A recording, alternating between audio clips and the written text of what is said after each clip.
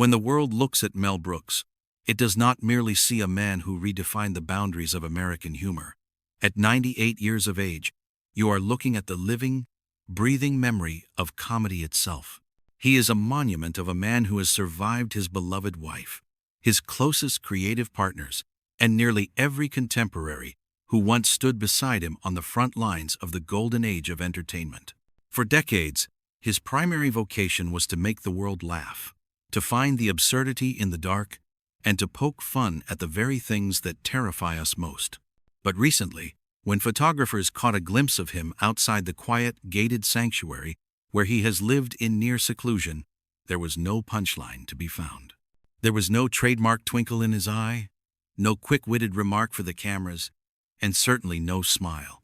Instead, the public saw a frail, somber figure who looked as though an entire century of loss, memory, and profound regret had finally pressed down upon his shoulders all at once. For days, the headlines have been relentless and unforgiving, detailing a crime so violent and unexpected that it has sent shockwaves through the very foundation of Hollywood. The names involved are not those usually associated with police blotters or court schedules. They are the names of cinematic royalty.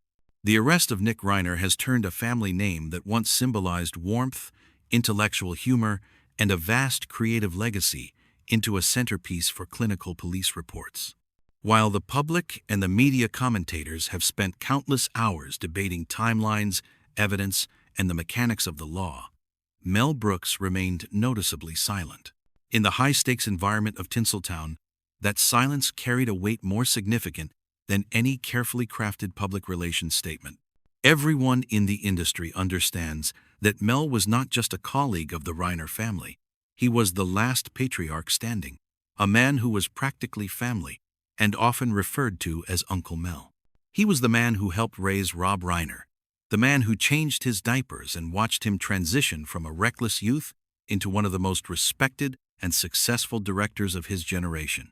So when Mel finally agreed to invite a single trusted journalist into his living room for an interview with no cameras and no lights, it was not a typical media appearance.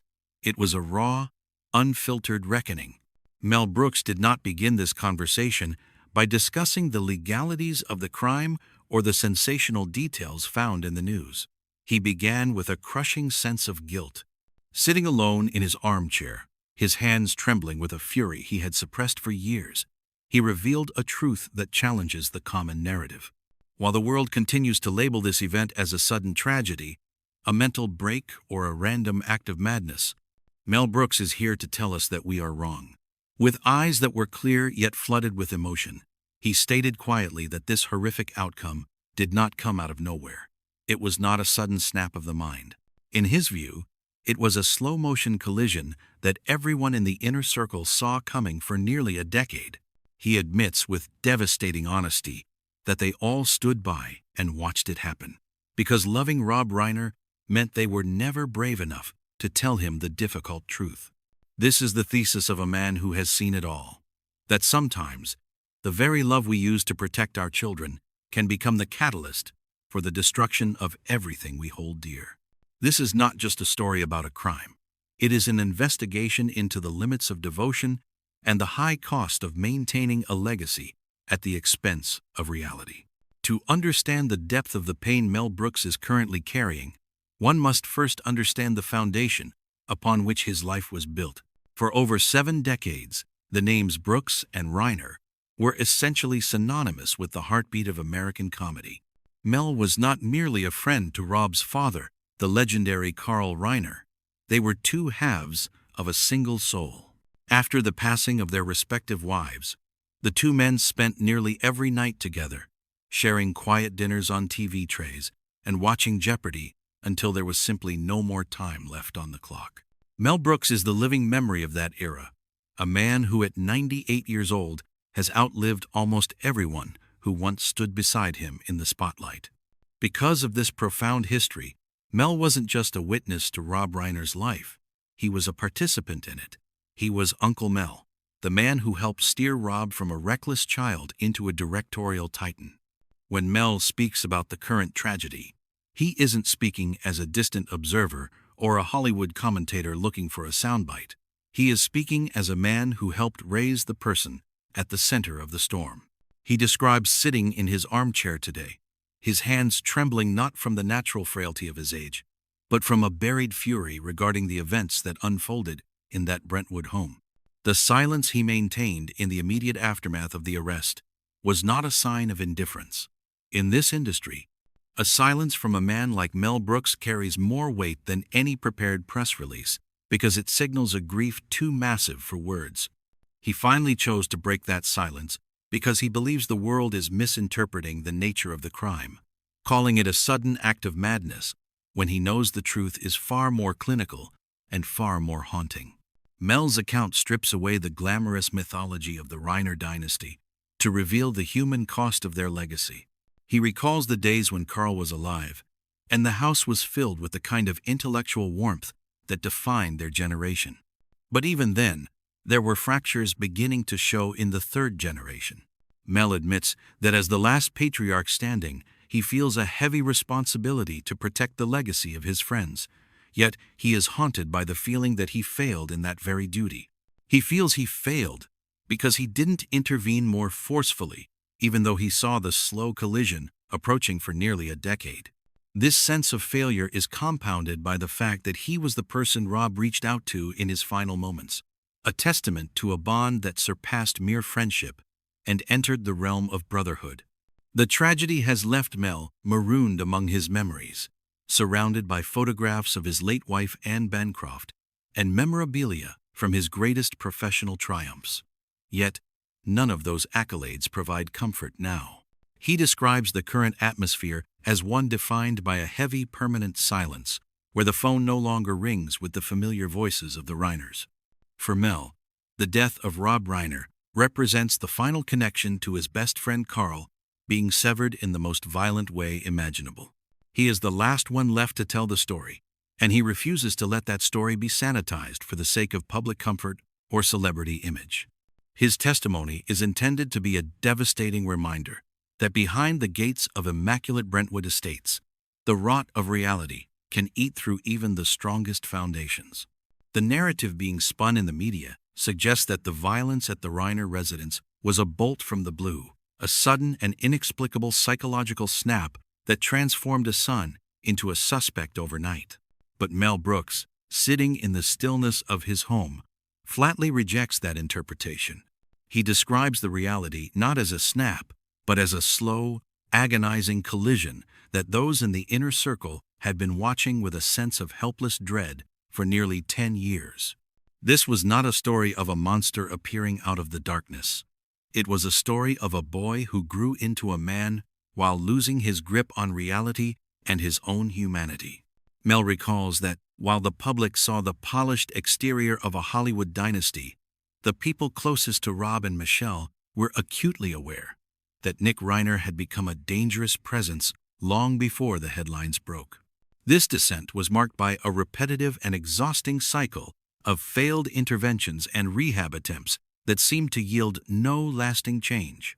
Mel remembers Rob coming to his house just 6 months ago, not to share a meal or a laugh as his father Carl once had, but to pace the floors like a man being hunted within the very walls of his own life. Nick had returned to the Brentwood home after yet another unsuccessful attempt at recovery. But this time, the energy was different. He wasn't just struggling with his old demons. He had become paranoid and volatile, to the point where Rob admitted to Mel that he had started locking his own bedroom door at night. It is a chilling image to consider. A man of Rob Reiner's stature and warmth, a man who built a career on the power of dialogue and human connection, barricading himself against his own child. When Mel asked the obvious and painful question of why the authorities hadn't been called, or why a restraining order wasn't in place, Rob's response was a testament to a father's desperate, perhaps even delusional, loyalty. Rob told Mel that he had promised Michelle he would never abandon their son, believing that if he threw Nick out, the boy would surely die. But if he kept him close, there was still a chance to save him. Mel, ever the blunt truth-teller, slammed his hand down in frustration, telling Rob that this wasn't protection but concealment. He argued that Rob wasn't saving a son. He was sheltering a threat that was growing more unstable by the day. This stubbornness, the same quality that allowed Rob to push for perfection on a film set until every frame was right, was now being applied to a situation where the script could not be controlled. The most disturbing evidence of this approaching third act came during the holidays last year, at a small private gathering that Mel attended. The atmosphere was described as being stretched thin, like a wire under so much tension it was ready to snap at the slightest touch. Mel watched Nick as he watched his father, and what he saw wasn't the gaze of a son looking at a parent with love or even typical familial frustration. It was the gaze of a predator measuring its prey. When Rob made a self-deprecating joke, the kind of humor that had made him a legend, the room laughed, but Nick simply stared with a cold, hollow intensity. It was after that night that Mel pulled Rob aside and physically gripped his shoulders, begging him to get Nick out of the house, warning him that the boy looked at him with a sense of ownership rather than affection. Rob, however, pulled away, offended by the suggestion and insisting that Mel just didn't understand the depth of the pain his son was in. In the quiet aftermath of the tragedy, Mel Brooks has identified a specific phenomenon he calls the Hollywood disease, a term that describes the dangerous delusion that any problem can be solved if you simply apply enough resources and creative direction to it. Mel reveals that for at least 2 years, the situation inside the Reiner household had been emotionally draining Rob and Michelle, while simultaneously beginning to bleed them financially. This was not a matter of the family lacking the funds to sustain themselves. Rather, it was the result of a relentless, crushing pressure that never stopped. Nick was no longer asking for help in the way a struggling child might. He was making demands, framing his requests as a form of payback for a childhood that he believed had fundamentally wronged him. He had twisted the family's own progressive values against them, cold-bloodedly insisting that his personal trauma entitled him to millions of dollars in compensation.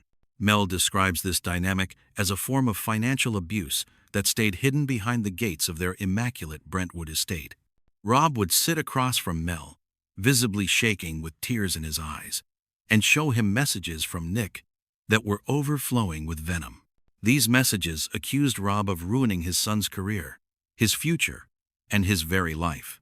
Yet, despite the vitriol, the cycle remained unbroken. In a tragic display of enabling, Rob would follow a night of being berated with an act of extreme generosity the very next day, buying Nick a new car, paying for an apartment, or financing yet another project or recovery attempt.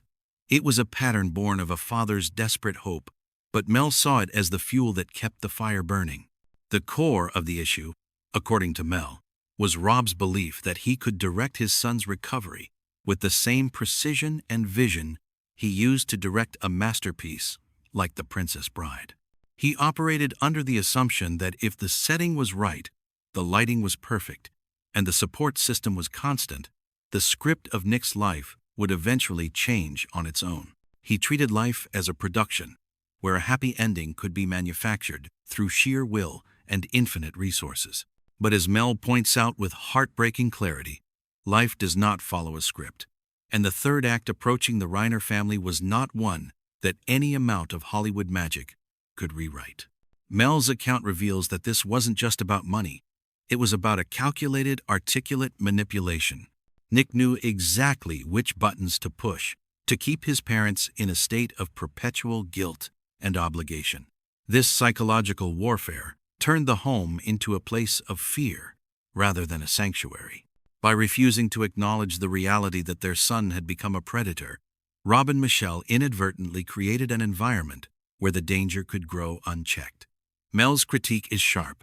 He believes that the very kindness and brilliance that made Rob a legend in the industry became his greatest vulnerability when applied to an unstable and demanding addict who saw his father's success as the reason for his own emptiness. Mel Brooks does not reserve his anger solely for the tragic circumstances within the family. His most scathing indictment is directed outward, toward the expensive systems that surrounded and insulated the Reiner household. He reveals that there was an entire ecosystem of professionals, therapists, medical doctors, and high-level advisors who were being paid handsomely to manage the situation. However, according to Mel, these individuals consistently and catastrophically downplayed the physical danger Nick posed to his parents. These professionals told Rob and Michelle that traditional methods like tough love were outdated, and that direct confrontation would be psychologically harmful to their son. They insisted that what Nick required was a form of unconditional acceptance and continued support, effectively discouraging the family from taking the defensive measures that might have saved their lives. In the interview, Mel's voice grows low and sharp as he refers to these experts not as healers but as accomplices. He argues that they took Rob's money to provide a false sense of security, softening the brutal truth and insisting that Nick was merely a person suffering from a complex illness rather than a dangerous individual with violent potential. By doing so, they sanitized a lethal threat, replacing the raw, instinctive fear a parent should feel with clinical terminology and therapeutic jargon. They labeled violent impulses with sterile language, turning a predator's behavior into a manageable condition that required more patience rather than police intervention. Mel's frustration is palpable as he points out that these highly paid advisors never warned Rob that this path could end in a morgue. This systemic failure is what Mel believes allowed the rot to eat through the foundation of the house while the exterior remained immaculate. From the outside, the Brentwood estate looked like the pinnacle of American success, with trimmed grass and the festive decorations of approaching holidays. But inside, the family was being gaslit by a system that prioritized the comfort of the narrative over the safety of the human beings involved. Mel views this as a betrayal by the very institutions meant to protect the vulnerable. He insists that by prioritizing unconditional acceptance over the reality of violence, these professionals sharpened the blade that would eventually be used against the family. Mel's decision to speak out now is fueled by a desire to expose this Hollywood disease of professional enablers. He refuses to let the media frame this as an unavoidable accident or a sudden mental lapse. He wants it known that there were people in the room, experts with degrees and decades of experience, who watched a father barricade his own bedroom door and still told him that he was doing the right thing by keeping the threat close. For Mel, the tragedy isn't just the crime itself, but the silence and the sanitization that preceded it, a warning to every powerful family that the most expensive advice is often the most dangerous when it masks the truth. The most harrowing aspect of the account Mel Brooks shared was not found in the years leading up to the incident, but in the final, frantic moments of the night itself. While the official police timeline remains a clinical document of times, wounds, and locations, Mel possesses a much deeper understanding of the atmosphere, because Rob Reiner called him just hours before the end. It was late in the evening, and Mel had already retired to bed when the phone rang. He admits that he hesitated to answer, a moment of doubt that now haunts his memory.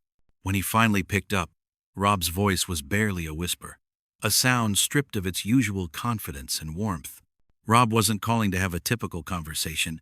He was calling to say goodbye, even if he couldn't bring himself to use those exact words. Rob informed Mel that Nick was spiraling into a state of total instability once again.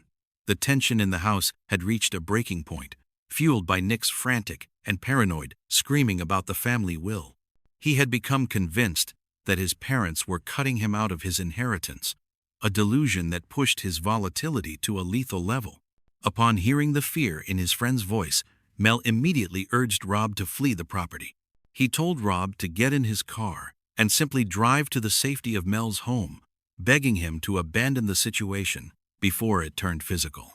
It was then that Rob uttered the sentence that transformed this tragedy into a true Greek drama, a line that continues to stun everyone who hears it.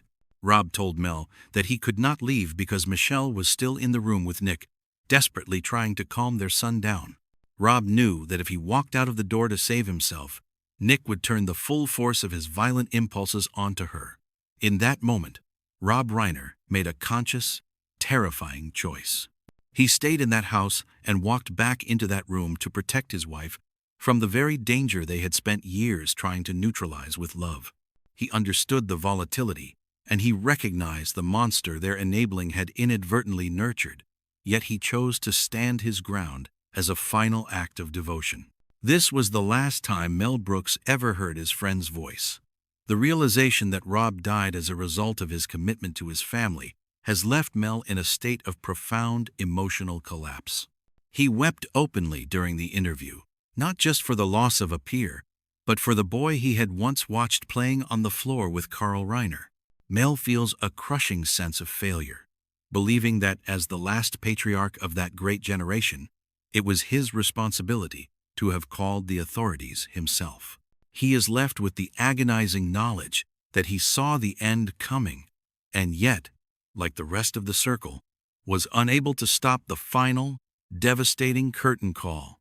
As the interview neared its conclusion, the fire of Mel's initial fury settled into a heavy, resonant quiet. He sat surrounded by the ghosts of his own history, the memorabilia from Blazing Saddles, the memories of Gene Wilder, and the photographs of his late wife, Anne Bancroft. To Mel, this tragedy is the final severance of his connection to the world he helped build. He describes himself as a man marooned among memories, the last one left to stand watch over a fallen dynasty, but he refuses to spend his final years guarding comfortable secrets or defending a hollow myth. His purpose now is to ensure that the world understands the brutal truth of how Rob Reiner lived and died, seeing it as the only way to truly honor his friend's memory. Mel's message to the public and to the powerful families of Hollywood is a stark, uncomfortable warning. Love alone cannot neutralize violence. He wants this story to serve as a signal that you cannot simply love the danger out of someone, no matter how much wealth, status, or talent you possess. He insists that we must stop pretending that resources can manufacture happy endings when the reality is one of inherent threat. For Mel, the verdict has already been reached. The system failed, the professionals failed, and even that generous, limitless Reiner love failed to stop the inevitable. He believes that by refusing to acknowledge the danger, the circle around Nick Reiner essentially helped sharpen the blade that committed the crime. When the trial eventually begins, and the world sees Nick Reiner in an orange jumpsuit, Mel asks that we do not see just another sensational headline. Instead, he wants us to picture an elderly man sitting alone in a quiet room, bearing the weight of a century of laughter turned to ash. He wants us to remember that the truth is rarely as clean as a clinical police report. It is built from years of small decisions, warnings ignored, and doors left open because closing them felt too painful. Rob Reiner's legacy will undoubtedly live on through his cinematic masterpieces, but Mel Brooks has ensured it will also live on as a devastating lesson about the complexity of the human heart and the limits of a father's devotion. The silence has finally been broken, and the echo of Mel's testimony will linger long after the news cycle moves on.